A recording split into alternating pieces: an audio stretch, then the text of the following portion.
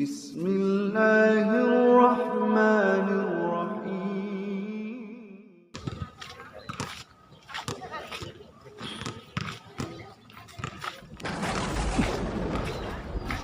Assalamualaikum warahmatullahi wabarakatuh. Sobat-sobat, minggu yang keberapa nih? Kelima kalau salah ya, kalau tidak yang keenam ini sobat-sobat. Alhamdulillah ya, saya sudah melebihi target minimal jogging saya keliling lapangan dari 10 putaran. Sekarang 14 sobat-sobat ya. Minggu depan mungkin akan ditingkatkan lagi karena saya bisa mencapai 17 sampai 20 putaran. Tapi karena istirahat selama Ramadan dan hari raya, ini baru mulai lagi sobat-sobat. Jadi sobat-sobat, kali ini saya ingin membahas ya, kita bertemu lagi sobat-sobat di channel saya, channel Dakwah Islam Pencerahan. Tapi kali ini yang saya bahas bukan masalah TBC sobat-sobat ya, tetapi ya keadaan di bumi Palestina sobat-sobat, yang mana Israel terus menggila, terus membabi buta. Dia tidak hiraukan kecaman-kecaman dari dunia, terus membombardir ya bumi-bumi Palestina, di mana ada rakyat Palestina di sana sobat-sobat.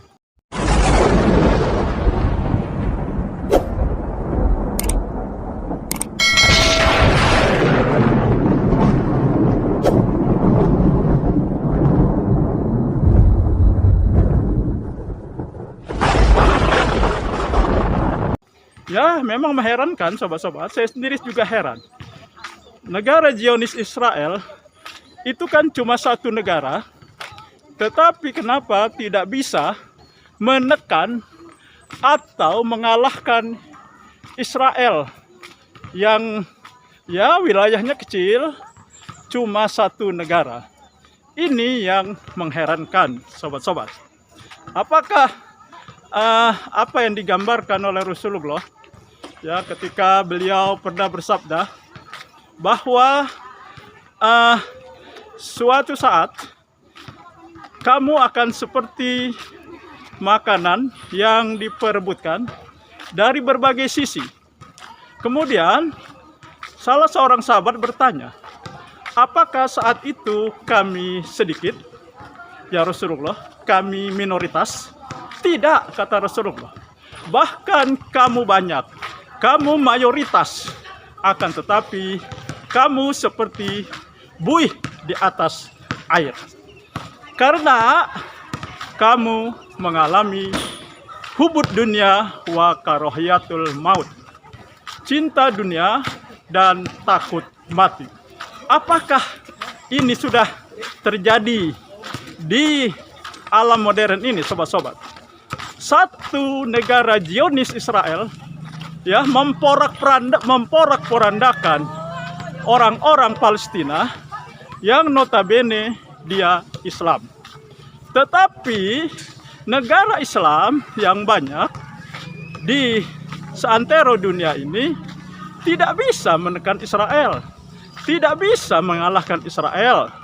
Bahkan Israel tidak peduli dengan kecaman, tidak peduli dengan kritik, tidak peduli dengan HAM.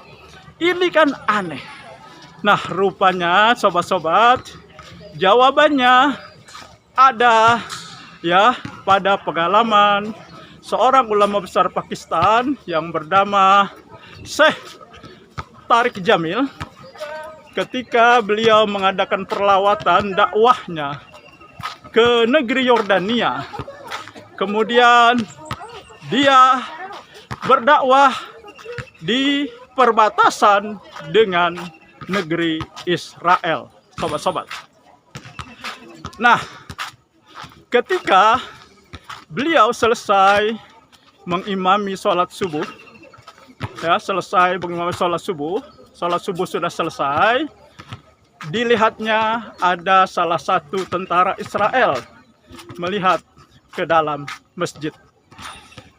Syekh Tariq Jamil heran, ya, dengan apa yang dilakukan oleh tentara Israel tersebut.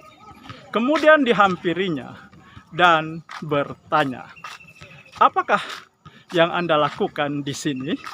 Tanya Syekh Tariq Jamil. Tentara Israel tersebut menjawab, "Saya hanya ingin melihat berapa jumlah jamaah sholat subuh umat Islam." Dan ternyata jamaah sholat subuhnya sangat sedikit. Nah, saya gembira.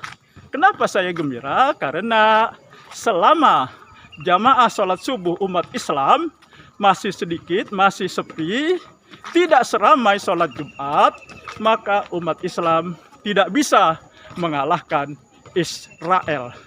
Jadi di sini kuncinya, sobat-sobat, adalah banyaknya jamaah sholat subuh.